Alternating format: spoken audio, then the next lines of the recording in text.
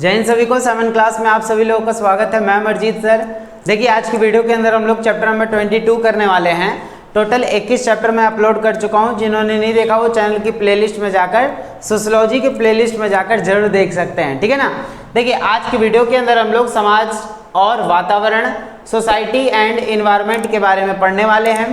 क्या क्या चीज़ें हैं इस चैप्टर के अंदर, टोटल 10 क्वेश्चन जो निकले हैं इंपॉर्टेंट, वो मैं आप लोग को बताने वाला हूं। और इस चैप्टर से अगर क्वेश्चन पूछा जाएगा तो इन्हीं में से ही आपसे क्वेश्चन जो है पुटअप किया जाएगा। आगे बात समझ में, ये चीज़ याद रखें। चलिए तो आज का जो हमारा सबसे पहला क्वेश्चन होगा, और अगर आपको वीडियो अच्छी लगती है तो प्लीज़ उसको लाइक कर दिया करें और चैनल को सब्सक्राइब जरूर कर लें, ठीक है, जिससे कि और आने वाली वीडियोस आप लोग को मिलती रहें। जैसे सिलेबस खत्म होते जाएंगे, जैसे एनआईओएस का सिलेबस खत्म हो जाएगा, फिर सीबीएसई का करेंगे। सीबीएसई के साथ साथ इंपॉर्टेंट जो एसएससी एग्जाम में पूछे जाने वाले क्वेश्चन हैं, यूपीएससी एग्जाम में पूछे जाने वाले क्वेश्चन है, वो सारी क्वेश्चन करवाऊंगा। बस थोड़ा सा टाइम लगेगा, लेकिन हाँ आप लोग चैनल को सब्सक्राइब जरूर कर लें, जिससे कि आने वाली जो वीडियोस है ना आप लोग तक तुरंत पहुंचे।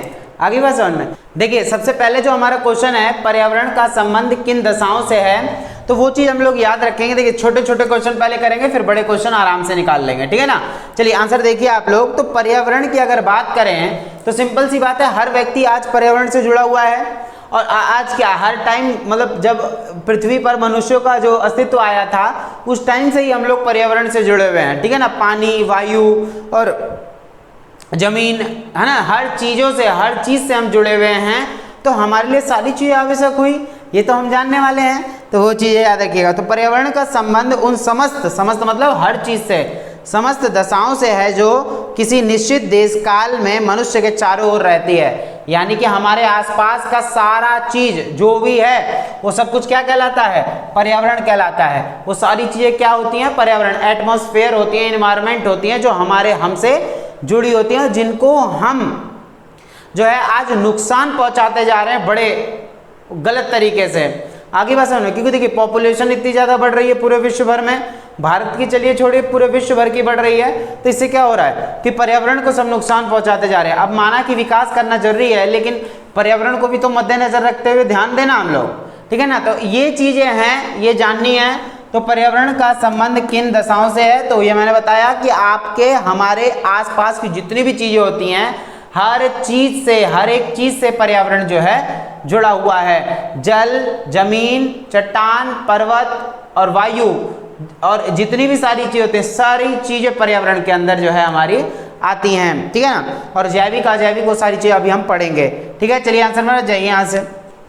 दूसरा क्वेश्चन है, बहुत इंपॉर्टेंट है। भूतकाल में यानी पास्ट में, भूतकाल में पर्यावरण में क्या सम्मिलित था। देखिए भूतकाल में क्या था, लेकिन आज क्या हो गया है। तो भूतकाल की अगर देखें तो आंसर देखिए, तो आरंभ में अथवा भूतकाल में मानव के पर्यावरण में अनेक पर्यावरण में केवल पृथ्वी के निम्न पद सम्मिलित थे। याद रखिएगा पहले क्या था कि सब लोग पर्यावरण पर ध्यान देते थे, पेड़ पौधों को नष्ट नहीं करते थे, लेकिन आज इंडस्ट्रीज लग रही हैं, बड़ी बड़ी कंपनियां लग रही हैं, घर मकान, पॉपुलेशन इतनी ज़्यादा बढ़ती जा रही है कि वो पॉल्यूशन रिलीज कर रहे हैं, पॉल्यूशन कर रहे हैं इतना ज़्यादा, ठीक है ना। तो ये चीज़ याद रखना है। भौतिक पक्ष जैसे भूमि, हवा, जल, भूमि, हवा और जल जो है ये सारी चीज़ें भौतिक में आ जाएंगी, ठीक है। ये भौतिक भौगोलिक चीज़ें होती हैं। उसके बाद तथा जैव समुदाय जैसे पेड़ पौधे और प्राणी, और उसमें जैव समुदाय में जैव यानी जो आपके प्राणी हैं, सब जीव हैं, तो जिसमें पेड़ पौधे, मनुष्य, जानवर, ये सारी चीजें आते हैं जो सांस लेने वाली लिविंग थिंग्स हैं, वो चीजें। आगे बात समझ में। तो भौतिक और अभौतिक ये दोनों चीजें हम लोग जानेंगे इसमें और बढ़िया तरीके से आगे वाले क्वेश्चन में। तो भौतिक पक्ष होता है और एक जैव पक्ष होता है, ठीक है ना। चलिए आंसर समझ जाइए। छोटे छोटे जब हम क्वेश्चन समझ रहे हैं, उसके बाद जब बड़े क्वेश्चन करेंगे तो इजीली सारे क्वेश्चन आप लोग बना सकेंगे, कोई भी दिक्कत नहीं होने वाली। ये सारे क्वेश्चन आपको इजी लगेंगे जब आपने ये पढ़ लिया। तीसरा क्वेश्चन देखिए, मानव ने अपने पर्यावरण का विस्तार किस प्रकार किया है। तो मानव ने अपने पर्यावरण का विस्तार कैसे किया है, तो सिंपल सी बात देखिए जरा, कि मानव समय व्यतीत होने के साथ साथ, जैसे पहले अच्छा था हमारा पर्यावरण, लेकिन आज क्या हुआ है, पर्यावरण हमने खराब कर दिया है बिल्कुल।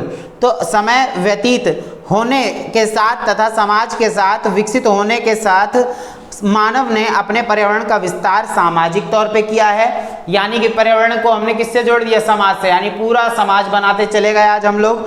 आर्थिक तौर पे इसी पर्यावरण से हम लोग कमाते खाते हैं, हर चीज करते हैं। और जो है राजनीतिक क्रियाओं द्वारा, यानी कि आज हम अपने पर्यावरण का विस्तार अगर कर रहे हैं तो सामाजिक तौर पे, आर्थिक तौर पे, और बोल सकते हैं इसमें राजनीतिक क्रियाओं के माध्यम से।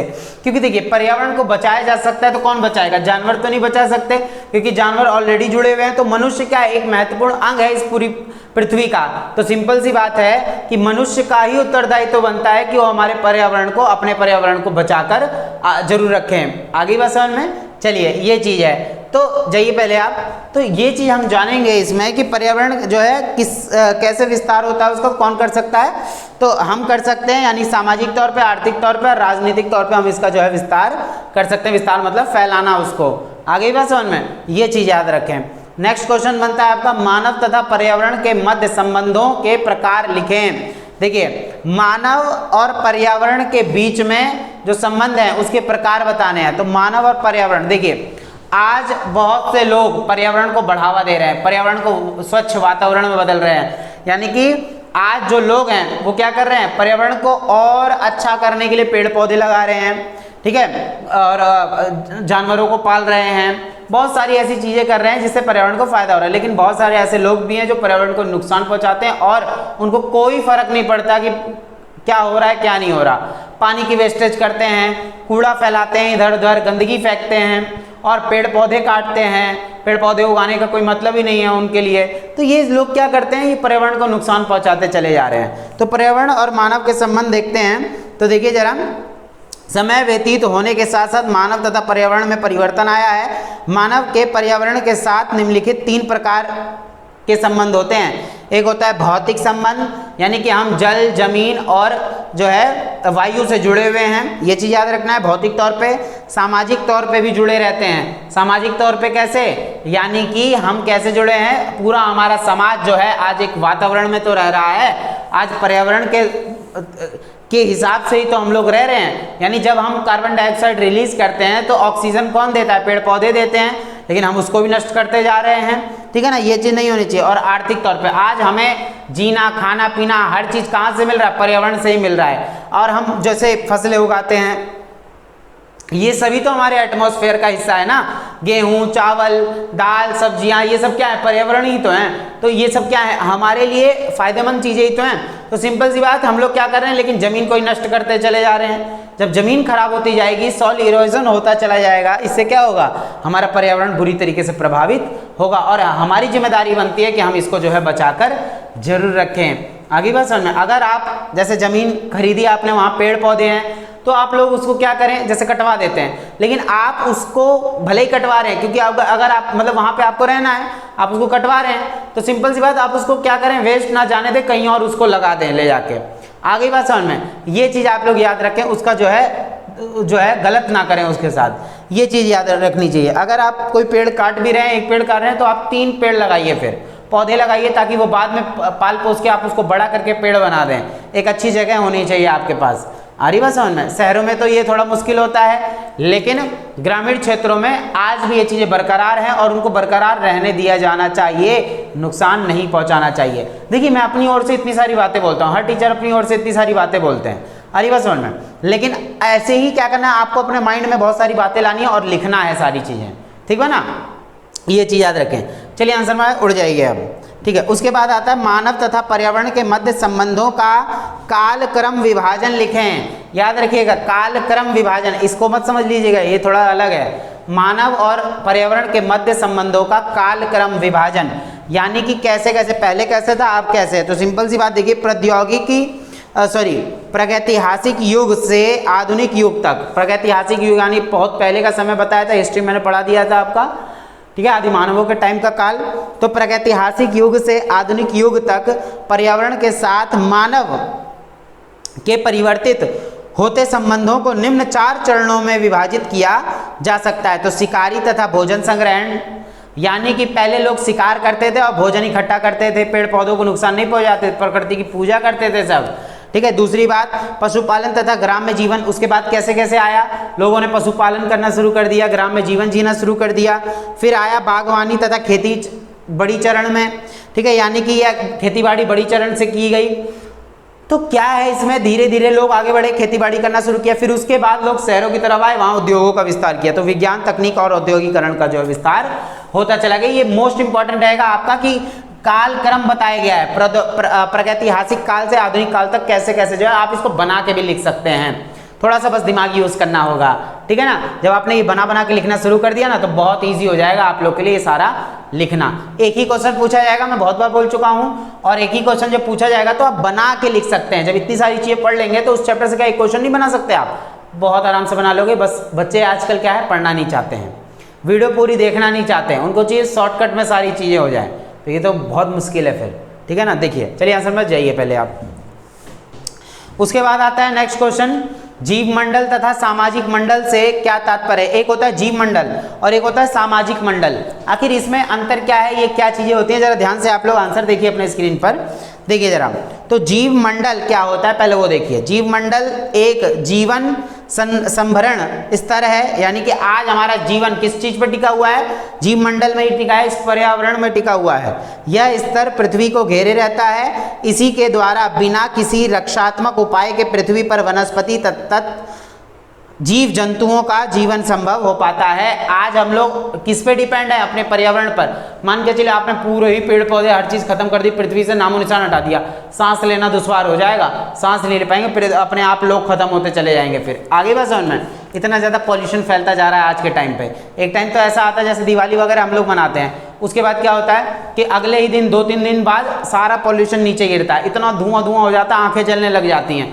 सोच के देखना एक बार कितना ज़्यादा दिक्कत होता है। आने वाले टाइम पे तो और ज़्यादा दिक्कतें होने वाली हैं, क्योंकि हमारा जो जलवायु परिवर्तन है वो और बुरा होता चला जाएगा और बेकार होता चला जाएगा। लोग क्या होंगे, ऐसे ही खत्म होते चले जाएंगे अगर हमने आज अपने पर्यावरण पर ध्यान नहीं दिया तो। जीवमंडल आए समझ में, जिसके अंदर हर व्यक्ति जीता है, मनुष्य से लेकर छोटे सूक्ष्म जीवाणु तक जीते हैं हमारे इस पर्यावरण में। आगे बात समझ में, तो हमें इसे नष्ट नहीं करना चाहिए बल्कि इसे बचा के रखना चाहिए।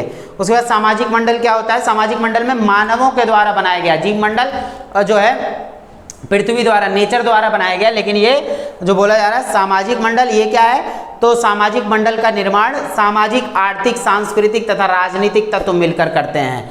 याद रखिएगा, मानवी कर रहे हैं ना समाज का निर्माण, तो सिंपल सी बात है, इसमें क्या आता है, सामाजिक, आर्थिक, सांस्कृतिक, राजनीतिक, ये सब मिलकर किसका निर्माण करते हैं, सामाजिक मंडल का निर्माण करते हैं। और जीव मंडल का है तो इसमें मनुष्य से लेकर प्राणी तक, वो कौन जिया रहा है, हमें हमारी पृथ्वी, हमारा पर्यावरण, वो हमें जिंदा रख रहा है। लेकिन जब वो रुस गया, अगर वो गुस्सा हो गया, सिंपल सी बात है, आप किसी प्रकृति के साथ ही छेड़छाड़ करेंगे तो प्रकृति बदला भी आप लोगों से ही लेगी, हम लोगों से ही लेगी, अगर हम प्रकृति को छेड़ेंगे तो। आगे बात समझ में, तो ये चीज़ हमें ना करें तो ज़्यादा अच्छा है, जिससे अगर ये बचा रह गया तो ऑटोमेटिक ये बचा रहेगा। आगे बात समझ, वरना सब कुछ खत्म हो जाएगा, ठीक है। तो ये चीज याद रखें, जीव मंडल किसके द्वारा बना हुआ है, मतलब पृथ्वी के द्वारा बना हुआ है। पृथ्वी में जल, वायु और इस जो थल है, जमीन है, पृथ्वी है, ये सब कुछ हमें मिलती है इसमें, ठीक है। सांस लेते हैं हम लोग अपने जीव पर्यावरण में। और यहाँ सामाजिक मंडल में, इसमें राजनीतिक, आर्थिक, जब ये बचा रहेगा तो ये चीजें भी मुमकिन हो जाएंगी। तो ये चीज याद रखेंगे, ठीक है ना। थोड़ी सी तबीयत खराब है बच्चों, कोऑपरेट करना, आवाज भले ही तेज ना आ जा रही हो, है ना, थोड़ा सा कोऑपरेट करना है सबको। चलिए, पर्यावरण में परिवर्तन के लिए मानव किस प्रकार दोषी है, ये तो बहुत इंपॉर्टेंट मैं लिखूंगा, क्योंकि इसी ऐसे ही क्वेश्चन पूछा जाता है कि आज के टाइम पे पर्यावरण को नुकसान कौन कौन पहुंचा रहा है, कैसे कैसे लोग, मतलब लोग कैसे नुकसान पहुंचा रहे हैं पर्यावरण को। आंसर देखिए आप लोग अपने स्क्रीन पर।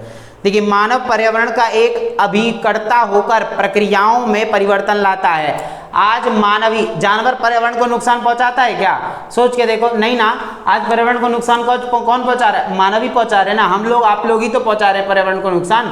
तो सिंपल सी बात है, तो प्रकृति संसाधनों का शोषण कर पारिस्थितिकीय तंत्र को परिवर्तित करता है। मानव समाज पर पर्यावरण का प्रभाव एक बड़ी चुनौती है। यानी सिंपल सी बात है, आज हम लोग पर्यावरण में ही जी रहे हैं, अगर हमने उसको छेड़ा, अगर खत्म करने की कोशिश करी तो वो हमारे ऊपर ही पलट कर वार करेगा। तो पर्यावरण के परिवर्तन में आधुनिक प्रौद्योगिकी तथा उन्नत वैज्ञानिक ज्ञान महत्वपूर्ण कारक है। यानी कि सिंपल सी बात, आज हम लोग जो इतना ज़्यादा फैक्ट्रियां लगा रहे हैं, इतने ज़्यादा घर मकान आज बनाए जा रहे हैं, नदियों को दूषित कर रहे हैं, पॉल्यूशन फैला रहे हैं इतना ज़्यादा, वही दोष है हमारा जो आज क्या कर रहा है, पर्यावरण को बिल्कुल खत्म करता हुआ चला जा रहा है। पर्यावरण को आज नुकसान पहुंचा दे रहे हैं हम लोग बहुत ज़्यादा, तो हमें बचा के रखना होगा। तो यही चीज़ है, पर्यावरण में परिवर्तन के लिए मानव किस प्रकार दोषी है। तो आप इसको बना बना के भी लिख सकते हैं। आप बताएं कि मानवों द्वारा कैसे कैसे पॉल्यूशन किया जा रहा है आज के टाइम पे, मानव एग्जाम्पल भी लिख सकते हैं। बस आप थोड़ा सा माइंड चलाएं अपना, आगे बात समझना, रटी रटाई लाइनें नहीं, जो मैं समझा रहा हूँ वो चीज़ सुने और अपने मन से बनाना शुरू कर दें। मोस्ट इंपॉर्टेंट क्या है हमारे लिए, समझना है, ठीक बा। चलिए आंसर में जाइए, तो ये चीज़ हमें याद रखना है, ठीक है। उसके बाद देखिए जरा क्या आ रहा है, पर्यावरण के प्रमुख प्रकार लिखिए। पर्यावरण कैसे कैसे होते हैं, पर्यावरण कितने प्रकार के होते हैं, वो जरा आप लोग ध्यान सुनिएगा। देखिए जरा ध्यान से सुनिए, तो पर्यावरण के प्रमुख प्रकार क्या हैं, आंसर आप लोग अपने स्क्रीन पर देखिए। तो पर्यावरण के प्रकार, पर्यावरण भौतिक तथा जैविक आवरण अवधारणा है। पर्यावरण भौतिक भी होता है और जैविक भी है। भौतिक कैसे है, तो भौतिक जिसमें जल, जमीन और आपका वायु आ रहा है, उसी से हम लोग जुड़े हुए हैं, सिंपल सी बात है, ठीक है। और उसके बाद इसमें जैविक अवधारणा है। जैविक में क्या है, मनुष्य से लेकर छोटे सूक्ष्म जीवाणुओं तक जो है इसमें जीवित रहते हैं, पेड़ पौधे तक रहते हैं, ठीक है। पेड़ पौधे भी तो नॉन लिविंग में नहीं आते हैं, लिविंग में आ जाएंगे, जैसे वो भी तो सांस लेते हैं ना, लेकिन हम गिनती करते हैं उनकी दूसरी चीज़ों में। तो ये चीज़ें हैं। तो इसमें पृथ्वी के दोनों घटक संगठन सजीव तथा निर्जीव सम्मिलित होते हैं। कुछ सजीव होते हैं, कुछ जीवित होते हैं, कुछ निर्जीव होते हैं, जो हमारे आज भी मतलब ये बहुत सारी चीज़ें होती हैं जो निर्जीव चीज़ें होती हैं जो हमें काम देती हैं।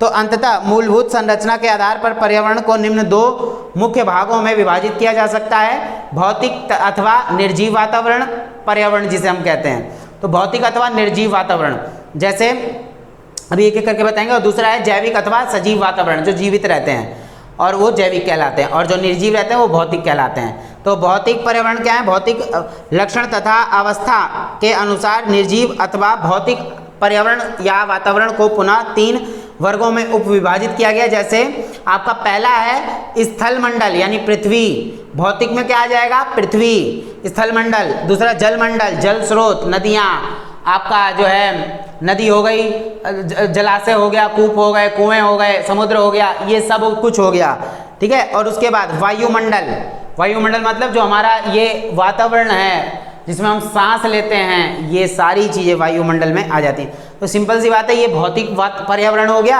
और जैविक अथवा सजीव पर्यावरण क्या होता है, तो पर्यावरण के सजीव संगठकों में निम्न सम्मिलित हैं। पेड़ पौधे सम्मिलित होते हैं सजीव में, जो सांस लेते हैं, वनस्पति आ जाती हैं, तथा जीव जंतु हो गए जो प्राणी जगत होता है, जीव जंतु, जानवर, छोटे कीड़े मकोड़े, सब कुछ आ जाएंगे। और जिनमें मनुष्य जो एक महत्वपूर्ण घटक है, और उनमें सबसे महत्वपूर्ण कौन सा है, मनुष्य। तो लेकिन मनुष्य ही सबसे ज़्यादा नुकसान पहुंचाता है पर्यावरण को। और सूक्ष्म जीव, छोटे छोटे जीव जो हमें आंखों से दिखते भी नहीं है, वो भी जीवित रहते हैं हमारे इस पर्यावरण में। आगे बस में, तो ये चीज़ याद रखें। तो ये हमारा जो है क्वेश्चन पर्यावरण के प्रमुख प्रकार मैंने आप लोग को बता दिया। तो इसमें क्या क्या बताना है आपको, भौतिक और जैविक बताना है, और डिस्क्राइब कर देना बढ़िया से एग्जाम्पल के साथ, ठीक बा। चलिए, तो ये चीज़ हो गया। अब हम यहाँ पे जानेंगे 9वां क्वेश्चन, सामाजिक मंडल क्या है। सामाजिक मंडल आखिर क्या होता है, वो आप लोग अपने स्क्रीन पर देखिए, आंसर देखिए कि सामाजिक मंडल की बात कर रहे हैं ना।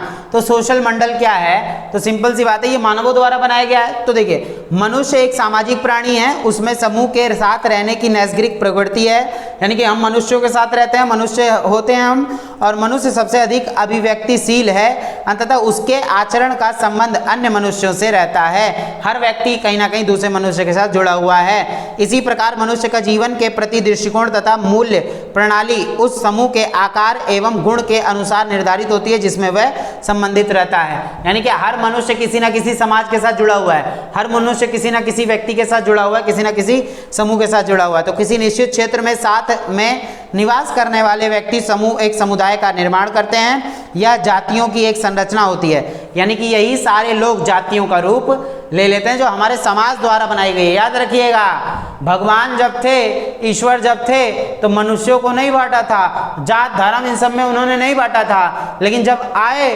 लोगों का जब निर्माण विकास होता चला गया, लोगों ने क्या करा, अपनी स्वार्थ के लिए समाज के अंदर जात पात धर्म ये सारी चीज़ें अलग अलग चीज़ें बांट दी, लोगों को अलग अलग नज़रिए से देखने लग गए। आगे बात समझ में। धर्म में तो चलिए बांटा ही, धर्म के अंदर जातियों में लोगों को बांट दिया, इससे क्या हुआ, सबको उनके अनुसार काम दे दिया और बाद में उन्हीं को गाली देने लग गए कि ये छोटा काम करता है और ये बड़ा काम करता है। गलती किसकी है? भगवान ईश्वर की गलती है, नेचर की गलती है? नहीं, ये गलती किसकी है? मनुष्यों की है। तो पूर्ण रूप से आज दोषी कौन है इस चीज का? मनुष्य ही दोषी है।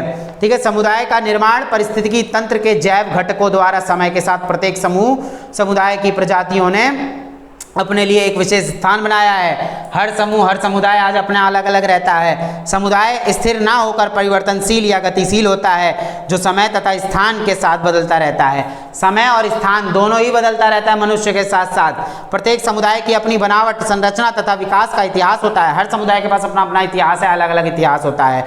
पर्यावरण तथा समाज में गहरा संबंध है और यह परस्पर आश्रित भी हैं। आज हम पर्यावरण पर डिपेंड है और पर्यावरण जो नुकसान पहुंच रहा है वो हमारी बदौलत पहुंच रहा है। आज हमारी जिम्मेदारी बनती है कि हम अपने पर्यावरण को बचा के रखें। ठीक है। तो सब लोग कोशिश करें कि अगर उनके सामने कुछ गलत भी हो रहा है, पर्यावरण पेड़ पौधे काटे जा रहे हैं, ये सब किया जा रहा है, तो आप उसको रोकें।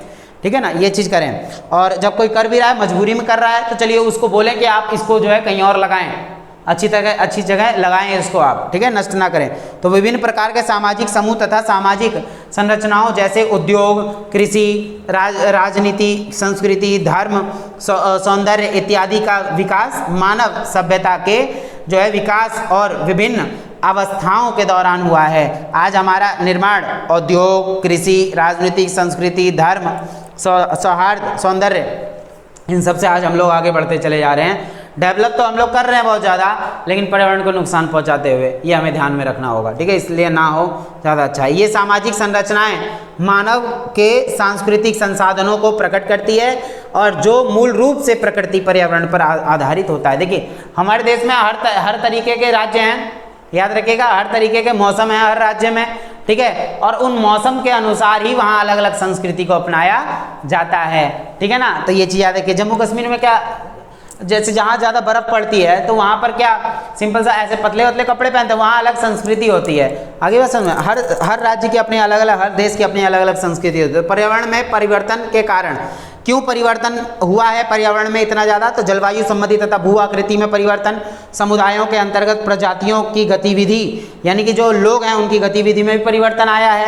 ठीक है, तो जलवायु संबंधी यानी कि जब हमने पर्यावरण को इतना नुकसान पहुंचाया है तो जलवायु में भी परिवर्तन आएगा ना। आज देखिए इतनी ज़्यादा गर्मी पड़ रही है, दिल्ली में आकर देखो कितनी ज़्यादा गर्मी पड़ रही है, अलग अलग राज्यों में इतनी ज़्यादा गर्मी पड़ रही है, हालत खराब हो जा रही है। क्यों? क्योंकि हमने इतना ज़्यादा पॉल्यूशन फैला रखा है समाज के अंदर। ठीक है, पर्यावरण नुकसान पहुंचाते जा रहे हैं। तो मानव व्यवहार को निम्न के अनुसार जाना जाता है, जैसे भौगोलिक वातावरण के अनुसार, अपनी विशिष्टता के अनुसार, सामाजिक संगठन के अनुसार, सामाजिक प्रक्रियाओं के अनुसार, आर्थिक व्यवस्था के अनुसार, संस्कृति के अनुसार, ये सब मानव जाने जाते हैं सामाजिक, क्योंकि हम लोग सामाजिक होते हैं ना, तो समाज के अनुसार हमें जाना जाएगा, पहचाना जाएगा। तो ये चीज़ याद रखना है। उसके बाद है निम्नलिखित कारक व तत्व सामाजिक मंडल के निर्माण में योगदान करते हैं। जनसंख्या व वितरण, सामाजिक विभेद, सांस्कृतिक असमानता, यानी कि हमारे समाज में भेदभाव भी उत्पन्न होता है, जिससे कि क्या होता है, सामाजिक मंडल बनता चला जाता है। उसी सामाजिक मंडल के अंदर हमारे अलग अलग भेदभाव, कहीं पे अच्छी चीज़ें, कहीं बुरी चीज़ें, सब चीज़ आ जाती हैं। और सामाजिक विभेद और सांस्कृतिक असमानता, आर्थिक, राजनीतिक, सामाजिक, धार्मिक संगठनों की विशेषताएं और समस्त सामाजिक घटनाएं, सब कुछ किसके अंदर है? मंडल के अंदर। वायुमंडल बोलता हूं मैं पर्यावरण बोलता हूं तो वो पूरा पर्यावरण आ जाता है, सारी चीज़ें। लेकिन सामाजिक मंडल बोलूँ तो समाज में जुड़ी हुई सारी चीज़ें जो है, इसमें ऊंच नीच, भेदभाव, सब कुछ आ जाएगा। अच्छाइयाँ हैं तो अच्छाइयाँ भी आएगा, किसके अंदर? सामाजिक मंडल के अंदर। क्लियर है इतना? आंसर मैंने आप लोग को दिखाया, इस तरीके से आप लोग को जो है करना है। ठीक है, चलिए आंसर मैंने जाइए यहाँ से। उसके बाद हमारा नेक्स्ट क्वेश्चन बनता है, मानव समाज पर पर्यावरण के प्रभाव का वर्णन कीजिए। मानव के समाज पर पर्यावरण का क्या प्रभाव पड़ा है? तो सिंपल सी बात है, आंसर देखिए आप लोग। तो मानव समाज पर पर्यावरण के प्रभाव, आज हम लोग पर्यावरण पर ही डिपेंड है, तो पर्यावरण ही हमें बचा के रखा। आज मानव जिंदा है ना, तो सिर्फ इसकी वजह से। आगे बस समझ में, देखिए मानव समाज का पर्यावरण पर प्रभाव, तो इसमें बोला गया कुछ समय में, देखिए मानव समाज पर पर्यावरण के प्रभाव का वातावरण, तो इसमें जानते हैं एक तो मानव समाज कैसे पर्यावरण पर रिएक्ट किया है और पर्यावरण ने हमें क्या दिया, वो दोनों पढ़ने वाले हैं। तो पहले तो हम जानेंगे मानव समाज का पर्यावरण पर प्रभाव। तो मानव समाज ने कैसे पर्यावरण पर अपना असर दिखाया। तो कुछ समय से मानव समाज पर पर्यावरण का प्रभाव चुनौती देने वाला है, सिद्ध हो रहा है। विकास के साथ साथ प्रकृति संसाधनों का दोहन किया जा रहा है। आज हम लोग मिसयूज कर रहे हैं भर भर के, पर्यावरण को नुकसान पहुंचाते जा रहे हैं ज़्यादा से ज़्यादा। मनुष्य ने यह मान लिया था कि प्रकृति संसाधन असीम मात्रा में है, यानी कि हमने बोल दिया, हम जो पहले सोचते थे ना ये पर्यावरण चीज़ें जो है ना, पर्यावरण जो हमें खनिज वगैरह जो भी सारी चीज़ें मिलती है ये असीमित है, अनलिमिटेड है, कभी खत्म नहीं होंगी। लेकिन आज पता चल रहा है कि एक टाइम ऐसा आएगा जब ये पेट्रोल डीजल ये सब चीज़ जितनी भी है ना, पेट्रोलियम है, सब खत्म हो जाएगा। आज देखिए देश के अंदर कितना कोयले की कमी पड़ रही है, ठीक है। आने वाले टाइम पे पेट्रोलियम की कमी पड़ने वाली है बहुत बुरी तरीके से, पानी की भी कमी पड़ेगी आने वाले समय में, लेकिन कोई कुछ नहीं सोच रहा है। सरकार अगर करना चाहे तो बहुत कुछ कर सकती है, ठीक है। देखिए पर्यावरण प्रक्रिया में, और साथ साथ लोगों का भी फर्ज बनता है ये ना भूलें लोग, ठीक है। ये चीज़ याद रखिए, पर्यावरण प्रक्रिया में वह सभी भौतिक प्रक्रियाएं सम्मिलित होती हैं जो पृथ्वी की सतह पर बाह्य तथा आंतरिक दोनों रूपों में क्रियान्वित होती हैं, यानी जमीन के अंदर, जमीन के ऊपर और जमीन से बाहर सारी चीज़ें हमें जीवित रखने के लिए होती हैं, और हम उन्हीं चीज़ों को नुकसान पहुँचा रहे हैं। यद्यपि मानव ने प्राकृतिक प्रक्रियाओं के साथ हस्तक्षेप अभ्रमशील जीवन के आरंभ से प्रारंभ कर दिया था, परंतु इसकी तीव्र गति औद्योगिक क्रांति के बाद हुई है। यानी कि हमने सबसे ज़्यादा नुकसान कब पहुंचाया पर्यावरण को? जब प्रौद्योगिकीकरण आया, जब टेक्नोलॉजी लाया, हम लोग नया नया उद्योगों का विकास करते चले गए, तो इससे और ज़्यादा नुकसान हुआ। तो ये चीज़ जानना है, क्रांति के बाद प्रारंभ हुई है सारी चीज़ें। वास्तविकता यह है कि आधुनिक तकनीकी एवं उतनीशील जो है विज्ञान के ज्ञान से सुसज्जित मानव पर्यावरण प्रक्रिया में परिवर्तन लाने का एक महत्वपूर्ण कारक हो गया है। मानव ने यह विस्तृत कर दिया है कि प्रकृति के किसी भी एक अवयव जैसे वायु, जल, भूमि, वनस्पति तथा वनस्पति में हमारे सब्जियां, पेड़ पौधे जितनी भी है ये सब आती हैं, प्राणी तथा बाधा से प्रकृति में असंतुलन की संभावना बढ़ जाती है। अगर हम लोग ये सारी चीज़ें करते जाएंगे गलत तरीके से, चाहे कोई भी हो, मनुष्य अगर अपने फायदे के बारे में सोचता रहेगा, पर्यावरण के बारे में नहीं सोचेगा, तो आने वाले टाइम पे पर्यावरण भी हमसे मुंह जरूर मोड़ लेगा, याद रखिएगा सब लोग। तो प्राकृतिक प्रक्रियाएं तथा मानवीय घटक कभी कभी प्रकृति के वातावरण को बिगाड़ देते हैं। यह बिगाड़ या असंतुलन मानव समाज के लिए आपदा का कारण यथा भूकंप, ज्वालामुखी, बाढ़, चक्रवात बन जाते हैं।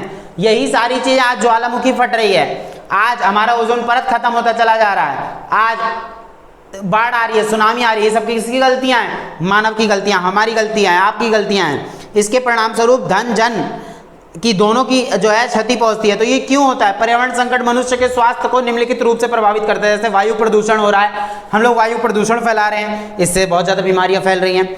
जल प्रदूषण हो रहा है, इससे अलग अलग रोग हो रहे हैं, संबंधी रोग हो रहे हैं। अपशिष्ट यानी कूड़ा करकट, हम लोग कचरा ऐसी जमीन के अंदर फेंक दे रहे हैं, जमीन पे फेंक रहे हैं, वो जमीन के अंदर जा रहा है, कभी सड़ गल नहीं रहा है, वो और नुकसान पहुंचा रहा है, फसलें नहीं उगेंगी।